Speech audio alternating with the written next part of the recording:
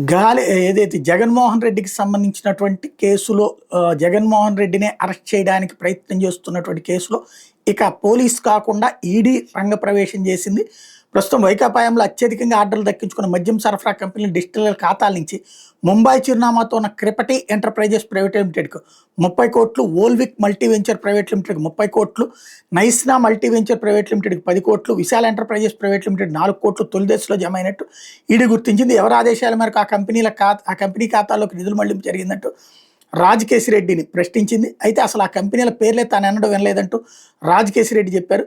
కెరాజ్ enterprises private limited, new mount gold and jewellery private limited, ట్రైఫర్ enterprises private limited, Malishka gold and jewellery private limited, విక్సో enterprises private limited, ఎష్బులియన్ వంటి సంస్థల్ని money laundering కోసం వినియోగించుకున్నారని ED అడిగితే వాటికి రాజకేశిరెడ్డి సరైన సమాధానాలు ఇవ్వలేదట. దాటవేత ధోరణిలో సమాధానం ఇచ్చిన రాజకేశిరెడ్డి కొన్నింటికి పొడిగా జవాబులు చెప్పిన సమాచారం. వివరాలతో పాటు కేసును తొలగించి దర్యాప్తు చేసిన సిట్ ఇచ్చిన నోటు సేకరించిన వివరాలన్నీ విశ్లేషించి మిగతా నిందితులను ప్రశ్నించేందుకు ఈడీ నిర్ణయించిందట.